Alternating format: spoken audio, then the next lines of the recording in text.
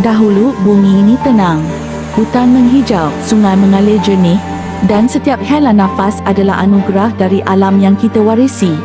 Tapi manusia lupa, di sebalik setiap pokok yang tumbang, ada nyawa yang hilang tempat bergantung. Di sebalik setiap bangunan yang menjulang, ada alam yang merintih perlahan. Kita terus membina tanpa menoleh ke belakang. Kota berdiri megah, namun akar bumi semakin rapuh, hingga akhirnya segala yang dibina runtuh dalam asap dan debu bencana alam.